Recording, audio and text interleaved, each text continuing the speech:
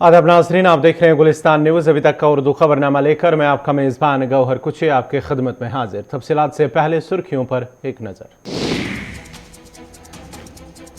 फौज को हर चैलेंज के लिए पूरी तरह तैयार रखना अवलीन तरजीह। तीनों फौजों के दरमियान ताउन को बढ़ाकर हम आहंगी की सिमत में काम करना मकसद। मुल्क के 29वें आर्मी चीफ मनोज पांडे का बयान।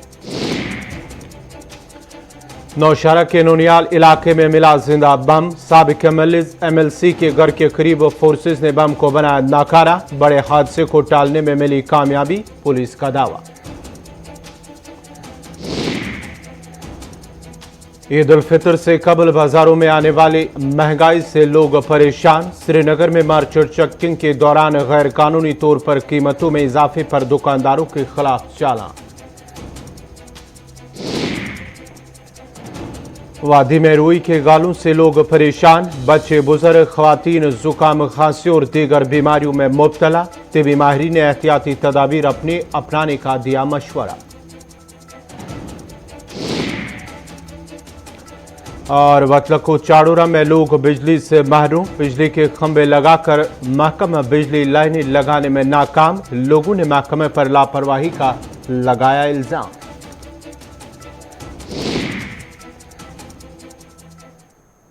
और अब पेश है खबरों की तफसील। नौ मुंतखब army chief general Manoj Pande ने कहा है कि बदलते हुए हालात में मौजूदा और मुस्तकबिल के चैलेंजों से निपटने के लिए फौज को पूरी तरह तैयार रखना उनकी अवलीन तरजीह शामिल है।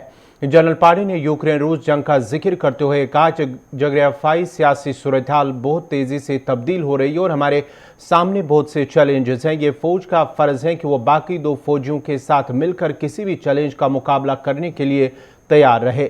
मुल्क के 29वें आर्मी चीफ के तौर पर ओहदा संभालने वाले जनरल मनोज पांडे को साउथ ब्लॉक के लाइन में गार्ड ऑफ ऑनर पेश किया गया। इस मौके पर बहरिया के साबिक एडमिरल और फिजाई के सरबरा air chief marshal VR Chaudhari भी मौजूद थे। सुबकदोश होने वाले army chief general Manoj Mukund Naravane ने 30 अप्रैल को रिटायर होने के बाद जनरल पांडे ने अपना आर्मी चीफ का ओहदा संभाला है, जिसे मैं पूरी विनम्रता से स्वीकार करता हूं।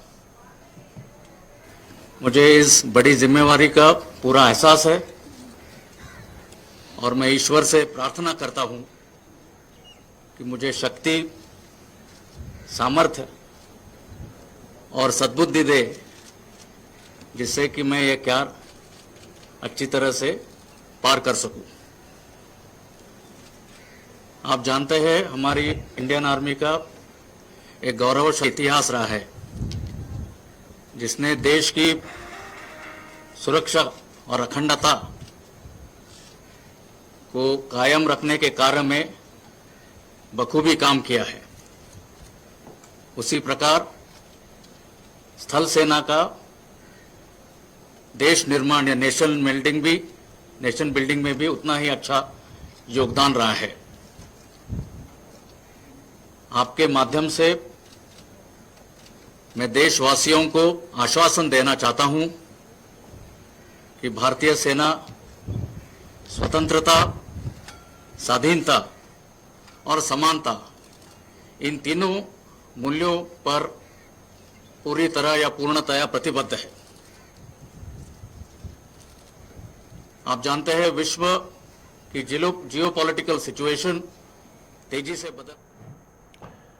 नौशहरा के नौनियाल इलाके में आज उस वक्त लोगों में खौफ हरास फैल गई जब इलाके में एक जिंदा बम बरामद हुआ है। जराये का कहना है कि साबिक MLC सुरेंद्र चौधरी के घर के तकरीबन आधे किलोमीटर दूरी पर एक मुश्तबह शायद देखी गई, जिसके बाद पुलिस को इत्तला दी गई और पुलिस और फौज जाए मौके पर पहुंची, जिसके बाद पुलिस और फौज ने बम को नाकारा बनाया। पुलिस का कहना है कि बम के नाकारा होने से एक बड़े हादसे को टाल दिया गया है, जबकि इस सिलसिले में एक केस दर्ज करके मजीद तहकीकात शुरू कर दी गई है। मजीद तफसीलात दे रहे हैं राजौरी से जमशीद मलिक।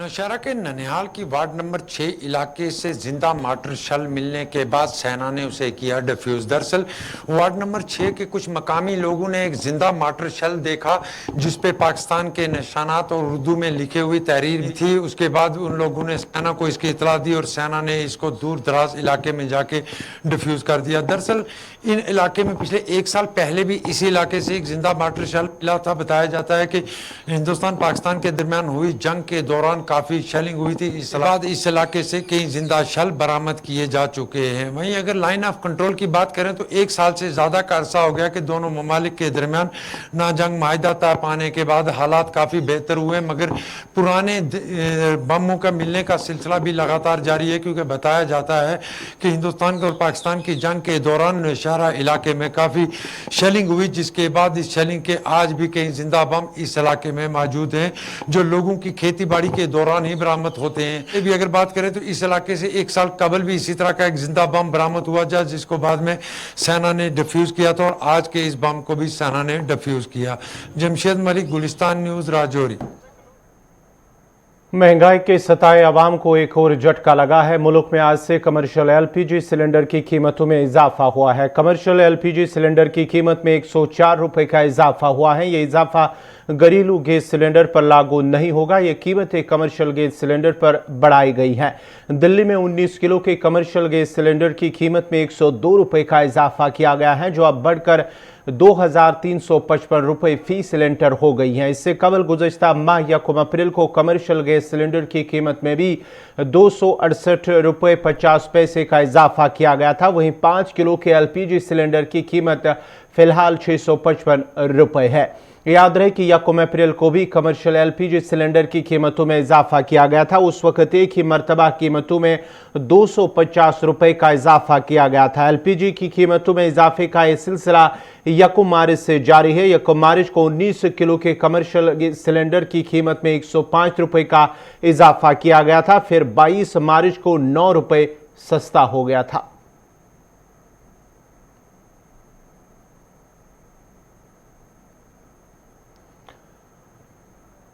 ईद उल फितर से कबल वादी के अतराफ व अकनाफ में बाजारों में फिर गहमा गहमी देखने को मिली है, जिस दौरान लोगों की बड़ी तादाद ने बेकरी के साथ साथ मलबूसात और दीगर साजो सामान की खरीदो फरोख्त की। उस मौके पर हवल से डलगेट तक डायरेक्टर FCS की निगरानी में एनफोर्समेंट विंग ने मार्केट चेकिंग की, जिस दौरान सब्जी, गोश्त, दूध, रोटी और हर एक खाने पीने चीज का मौके पर ही बारीक बीनी से चेक किया गया।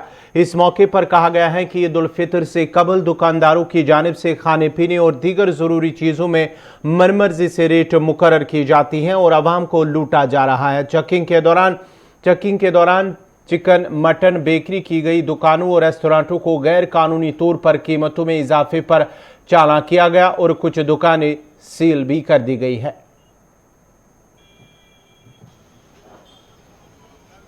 हमारी मार्केट तो रोज होती है, लेकिन आजकल खासकर यहाँ गरीब गुरबा सब लोग इसलिए हमने इंटेंसिफाई ज़्यादा किया आज इन दिनों ईद के, खासकर माह रमज़ान में तो ज़्यादा ही हमने इंटेंसिफाई की है।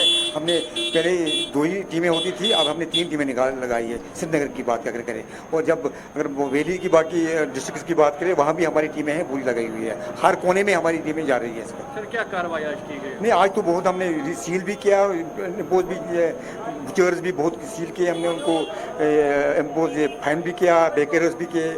तो आज का बहुत है, सुबह से निकले यहाँ पर। जिन लोगों के लिए आप ये करते हैं सर, आपको नहीं लगता कि वो लोग कहीं ना कहीं इस चीज़ में मुलव्वस है?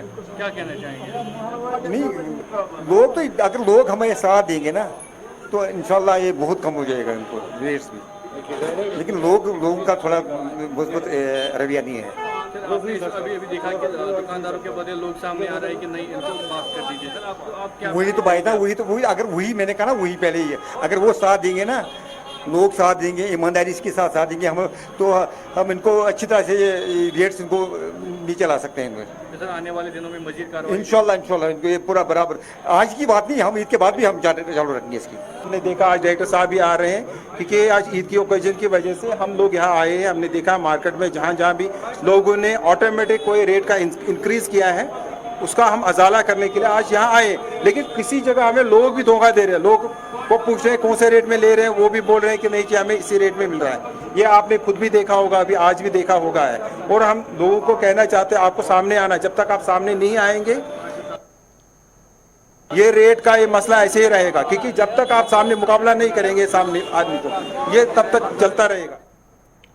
नाजरीन, खबरनामा जारी रहेगा। यहाँ पे छोटा सा तिजारती वक्फा।